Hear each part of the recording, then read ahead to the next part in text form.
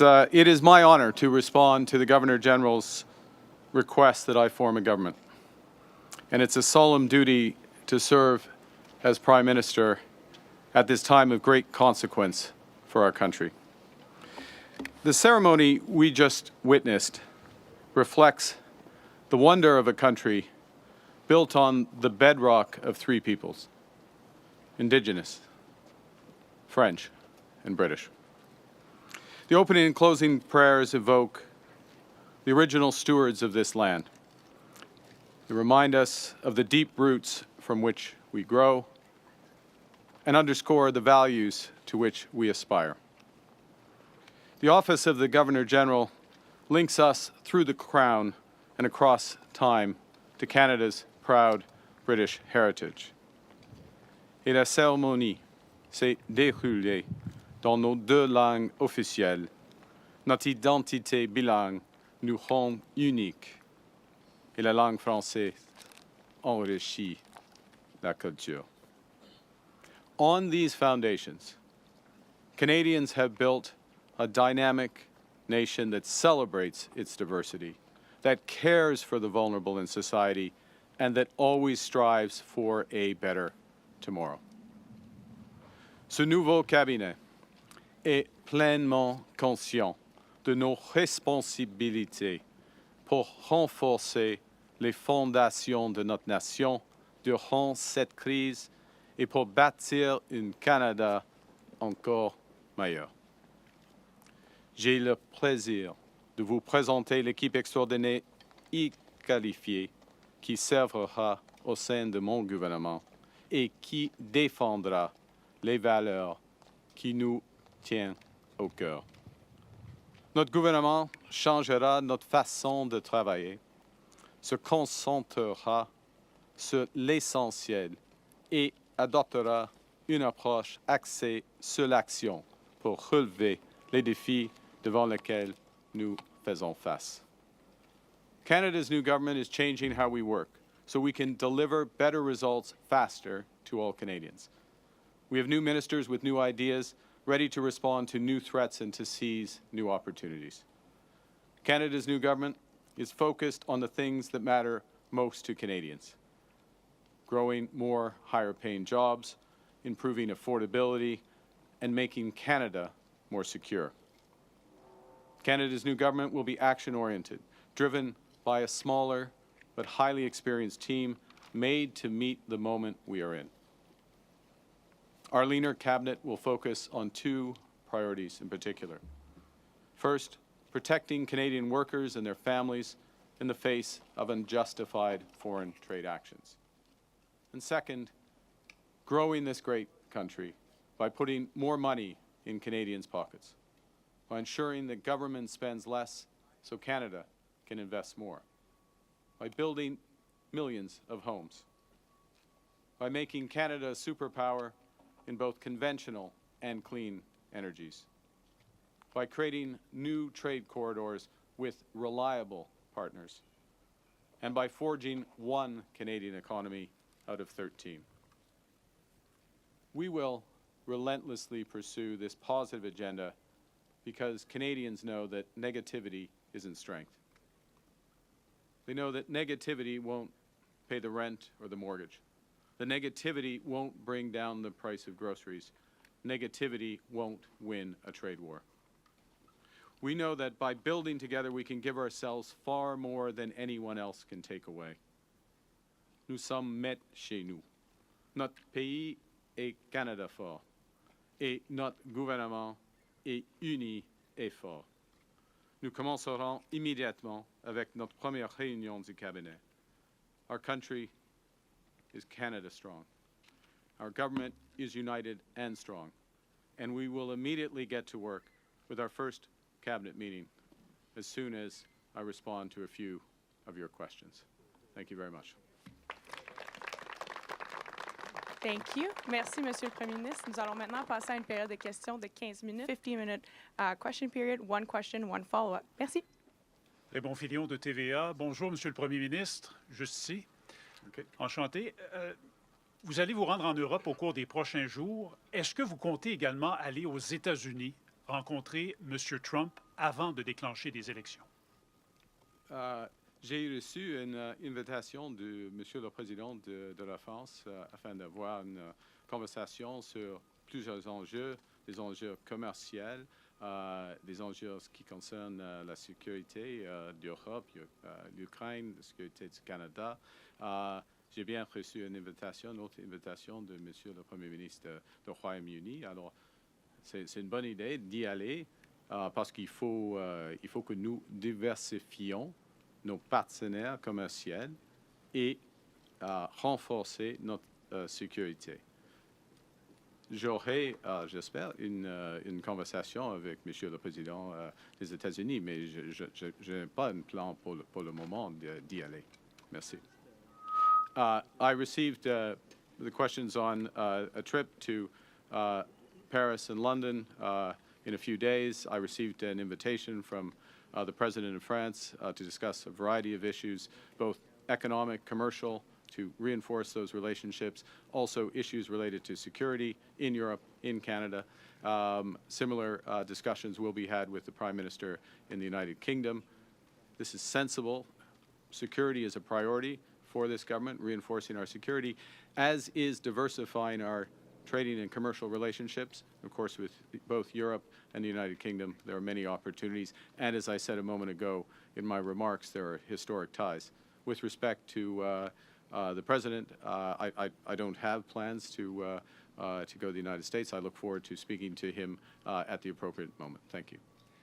Monsieur Carney, il y a Monsieur Rubio, Marco Rubio, ce matin dans Charlevoix.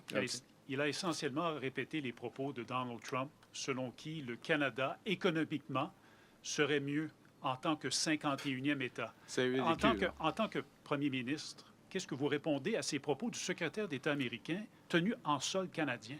Ah. C'est fou, hein? C'est fou. C'est simple, c'est fou. Point final.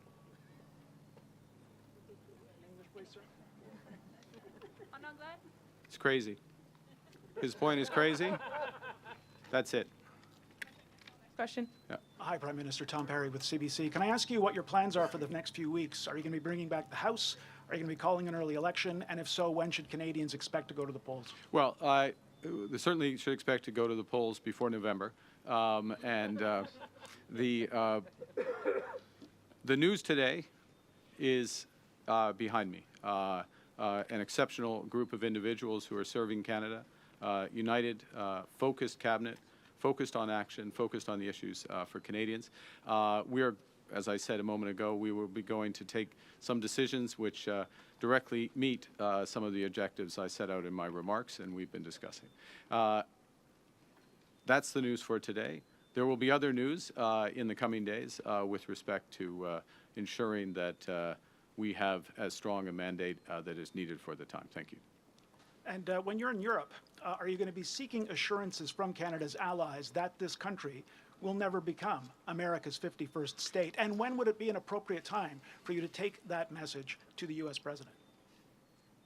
Well, I've been clear, personally I've been clear, the ministers behind me, I think to an individual, when asked, have been clear that we will never, ever, in any way, shape, or form, be part of the United States. America is not Canada. Look at the ceremony we just had. You could not have had that ceremony. You would not have that ceremony in America. Look at the cabinet behind me. You would not have that cabinet in America. You do not have that cabinet in America. We are a very fundamentally different country. So irrespective of any issues economically, fundamentally to our core, to our identity, c'est une des raisons, is one reason why we have a minister, and I will thank Monsieur Guilbeault to be our Minister of Canadian Identity and Culture and bringing in all those aspects and reinforcing them. So before we get to the economics of it, we won't be part of it. And when we get to the economics, then the President is a successful business person and deal maker. We're his largest client in so many industries. As the Minister of Finance and the Minister of Industry, Monsieur Leblanc and Monsieur Champagne have made this point. Clients expect respect. and working together in a proper commercial way. So the nature of Canada means we won't. The economics means we shouldn't. And what you will see from this government is focusing on building here at home, building with different partners abroad, and that will reinforce the point. It's good. We're doing it for our own reasons, to be clear, for our own people, for the high-paying jobs. But eventually, the truth will out, and the Americans will understand as well. Thank you. Our allies, sir, do you want to No, hear I don't think we need. Look, I don't think we need to hear it from. Nous sommes maîtres. We're masters in our home. We're in charge. You know, we're in charge. It's always nice when people say nice things about you, but we don't need it. We're not seeking it. What the discussions I will have on behalf of the government in Paris and in London will relate to opportunities that both our countries share, as well as our shared history. Monsieur le Premier ministre, Valérie Gamache de Radio-Canada, enchantée. Merci. Vous n'avez pas de ministres qui viennent de l'Alberta, qui ont une circonscription en Alberta. Est-ce que c'est parce que vous songez vous-même à vous présenter dans une circonscription albertaine?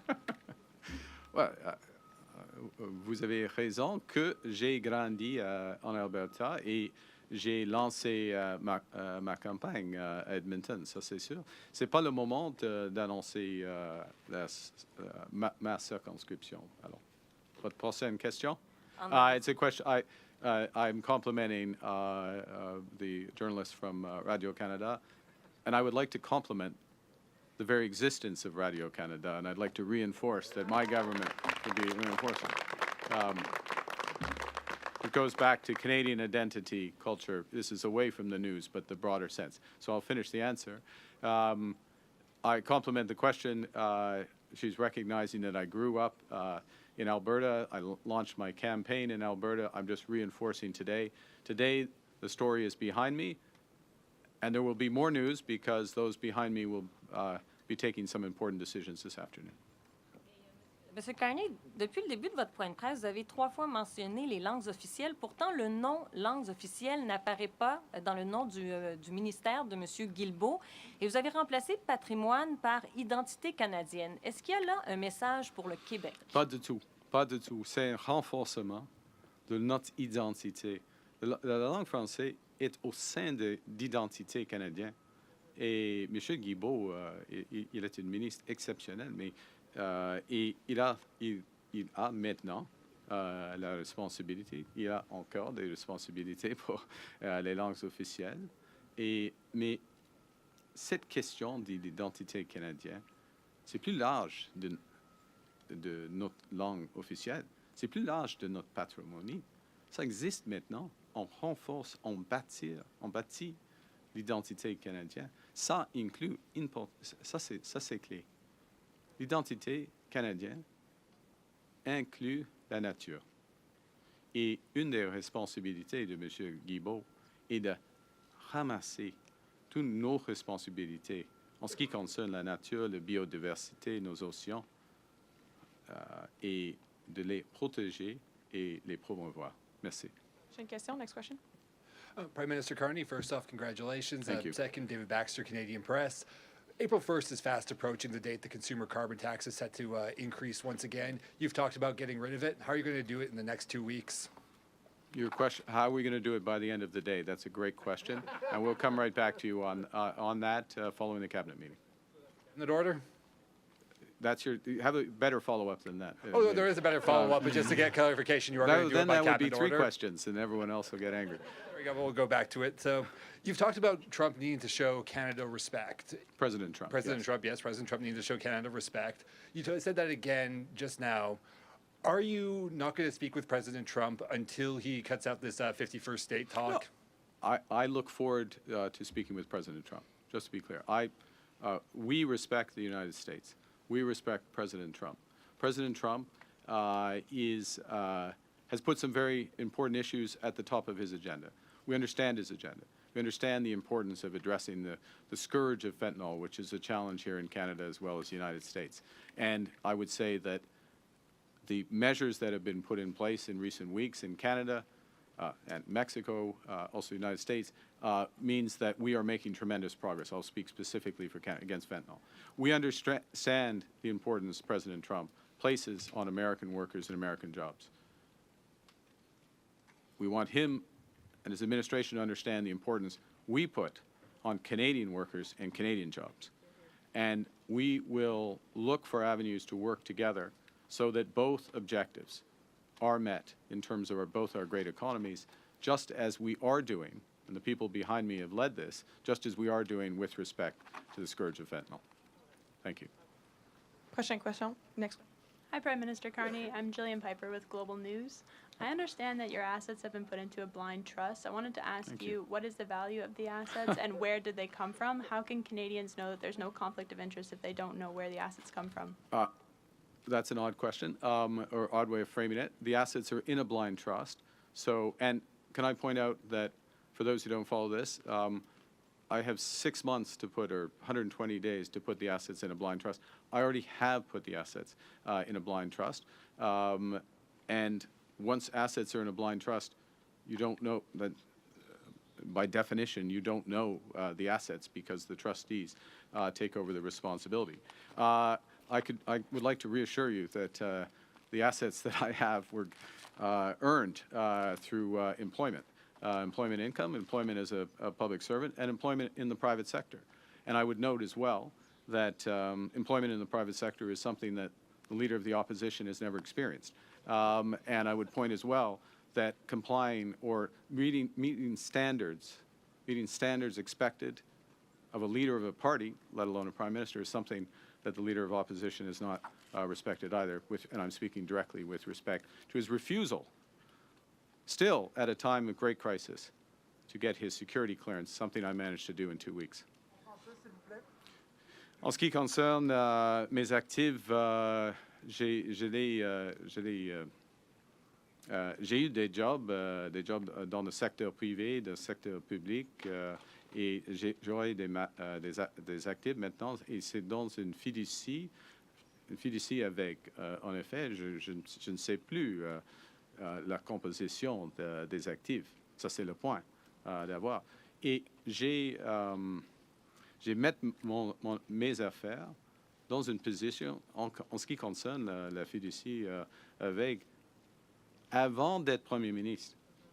Avant d'être Premier ministre, j'aurais une centaine, 100 jours, 120 jours de le faire.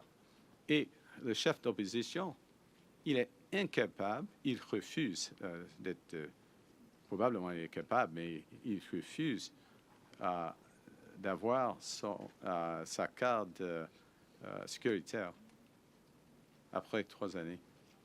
C'est inacceptable pour moi. Prime Minister, you keep pointing at the group behind you, your new cabinet. There's only 2 representatives from the West. What's your message to Western Canada? So the numbers in the cabinet are all necessarily smaller because the cabinet is much smaller. And the cabinet is much smaller because it's focused on the issues that are most important to Canadians, meeting the moment, and the moment is a moment of crisis. We have very capable, exceptional members from Western Canada in there, as well as deputies from the West. But it's a factor when you reduce things down. And I'm Prime Minister of all of Canada, of course, and I'm from the West. And I would note maybe as well, and this is a challenge I think we have. I'll just make a general point. Let's take an example of Chrystia Freeland. Okay, exceptional minister, exceptional public service. Chrystia Freeland lives in Toronto. Chrystia Freeland is from the West. Chrystia Freeland is from Alberta. But people get classified in a way that limits the breadth of experience. I could give you many examples of the pan-Canadian nature of this cabinet. Last question and follow-up. Dernière question et sur la question de suivi. Ramsey with the Toronto Star. Prime Minister, speaking of your cabinet, the front line of your cabinet and the vast majority of your cabinet were all ministers during Prime Minister Justin Trudeau's time. How does this represent change? Well, there's a couple of things. One is this first thing, smaller cabinet, more focused, focused on action. Everybody in this cabinet is senior.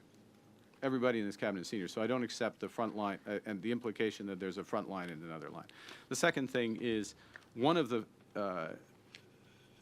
top issues, of course, is the crisis with respect to the United States and the opportunity with respect to trade diversification.